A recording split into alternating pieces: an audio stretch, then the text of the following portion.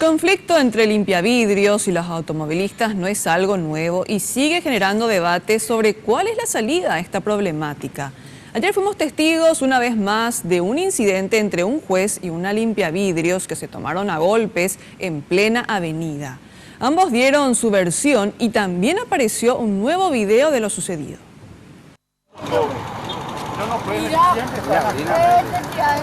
Hacer lo que quiera, ¿Por qué me va a matar? ¿Eh?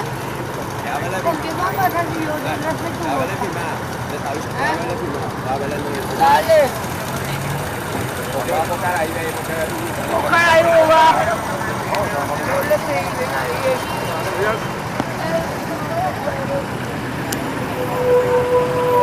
No me chapa que aquí estamos. Ella es Gabriela Marlene La Rosa y tiene 38 años. Cuenta que trabaja como limpiavidrios hace 8 meses sobre las avenidas Mariscal López y San Martín, pero recuerda que tenía 8 cuando se convirtió en vendedora ambulante. Asegura que no tiene otra alternativa porque las necesidades son muchas y sus oportunidades para progresar son nulas. Ayer fue protagonista de una pelea con un juez, donde se llevó la peor parte. Dijo que en ningún momento agredió al hombre, pero reconoce que fue insistente una vez que recibió el no rotundo del juez al momento de querer limpiar el parabrisas del auto. Así en Asunción. De Asunción. Mi casa de mis padres están en Ñembrú, Villa del Maestro. Pero ahora yo estoy viviendo con mi pareja en Tablada, Trinidad. Cuando amanecemos acá nos vamos, que nos regalan comida. ¿Dónde le regalan comida? Y acá la señora María Castaña, la dueña. Me decía que tiene un comedor, ¿verdad? Sí, hay un comedor también que nos dan de comer, que Comagro, la dueña de Comagro, abrió para nosotros.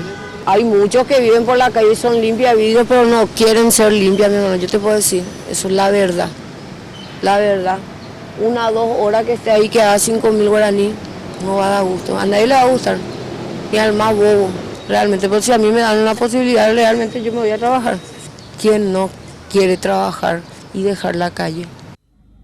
El juez electoral Pedro Arias explicó que el hecho se inició cuando él intentó ayudar a una conductora a la que le estaban exigiendo dinero con insistencia. Yo lo que reconozco es que trato de sacármela encima, si me trata, y en eso di también, le trato de empujar, le tiro algunos puñetazos, ¿verdad? Porque trato de sacármela encima, usted ve ahí que no me dejaba, me trataba de morder, me mordía la pierna, o trataba de hacer daño a mi ropa, trato de sacármela encima. Para el doctor José Casañas Levy, la reacción del juez fue en una legítima defensa. Cuando alguien es agredido de manera ilícita, de la manera en que fuese, o verbal o física, tiene derecho a defenderse en la medida en que en ese momento no tenga posibilidad de recibir asistencia de la autoridad. En este caso, esta persona estaba en su vehículo, recibe, según la versión que él manifiesta, una agresión de esta señorita, y ante esa situación él baja de su vehículo y ahí empieza el forcejeo. La psicóloga María del Carmen Ortiz explicó las formas en que una persona puede canalizar las frustraciones, ya que la violencia nunca debe ser una alternativa. Respecto a la acción, ¿verdad? Primero es el manejo de la impulsividad. Uno cuando, como te dije, cuando uno no maneja sus niveles de estrés, no puede analizar lo que va a hacer.